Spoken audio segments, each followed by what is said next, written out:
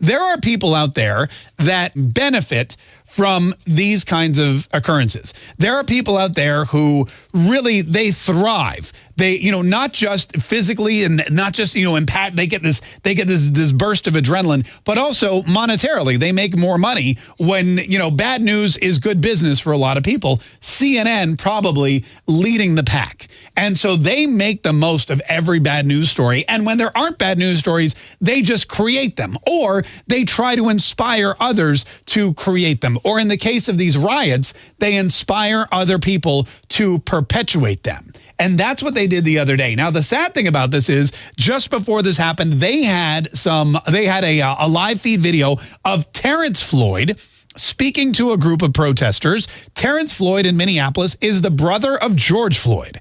And Terrance Floyd got up in front of a group. He had a bullhorn. CNN cut to him live. And I really think CNN was shocked by what they heard. I understand y'all upset. But like it was already said, I doubt y'all half as upset as I am. All right, basically, that's tough to hear. He said, I know y'all are upset, but believe me, y'all aren't half as upset as I am. After all, it was my brother who was killed. Come on now, and here, speak. So if I'm not over here wilding out, if I'm not over here blowing up stuff, come on. If I'm not over here messing up my community, come on. Messing up yours. Then what are y'all doing? Exactly. Come on now. What are y'all doing? This guy is so upset. He's upset because he's saying, this is my brother. You're not half as upset as I am, but I'm not wilding out. I'm not breaking stuff. I'm not destroying my own community. What are you people doing? What is the point of all of this? In every case of police brutality, the same thing has been happening. Yep.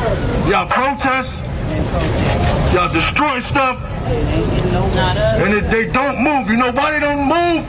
Because it's not their stuff, it's our stuff. And it happened in Baltimore, and it happened in Ferguson, and it happened in Minneapolis, and it's happening all over the country.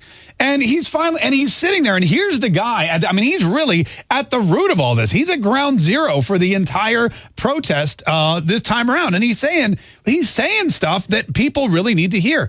It's the same thing every single time, and it's not working. The protests, the riots, the breaking stuff, the lighting cop cars on fire, the throwing of bricks, it's not working. You're ruining your own stuff, and it's not effective. And then he says, here's probably what we should try. Let's do this another way. Let's stop thinking that our voice don't matter and vote. There you go. Vote. Not just vote for the president, vote for the preliminaries, vote for everybody. Just vote. That's a great idea. Voting is the number one tool that is the great equalizer.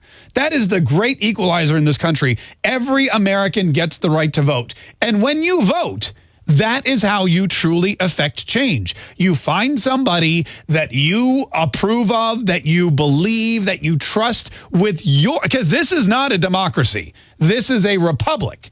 And in a Republican form of government, we choose leaders who then vote on our behalf. So you've got to really know who you're voting for. And in fact, Terrance Floyd points that out too. Educate yourself. Come on. Don't wait for somebody else to tell you who's who.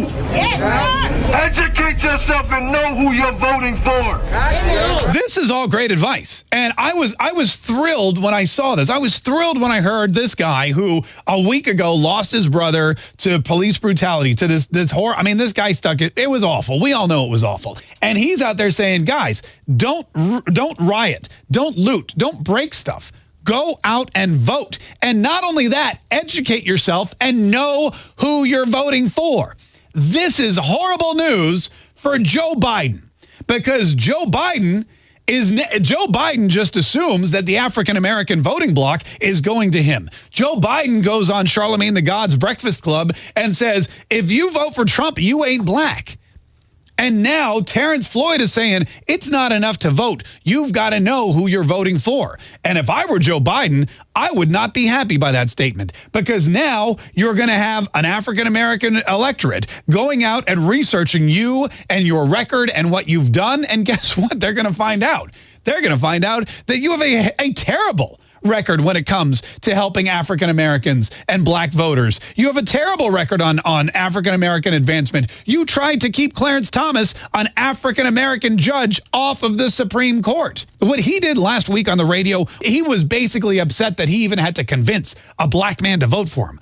You're black. Why do I even have to? Because Charlemagne the God said, come back on my show. We have more questions. And Joe Biden's like, come on, you got more. You're black. I'm Joe Biden. What else do you need to know? Well, now it's going to be a problem for him because everybody understands that voting is where you make change. And that's a great message. That's it. And if Joe Biden gets more people inspired and excited and impassioned to go and vote for his agenda on November 3rd, God love him. He's the president, and it's Donald Trump's fault for not running the better campaign. It's Donald Trump's fault for not having the better agenda. It's Donald Trump's fault for not helping more people or making more people understand that he's there working for them. But if Joe Biden loses, which I believe he's going to do, it's going to be because of what Terrance Floyd said. Educate yourself. Come on. Don't wait for somebody else to tell you who's who. Yes, sir. Educate yourself and know who you're voting for. That is bad news for Joe Biden. If any black voter educated themselves and found out who they were voting for, they would walk into that polling place on November 3rd and vote for anybody besides Joe Biden.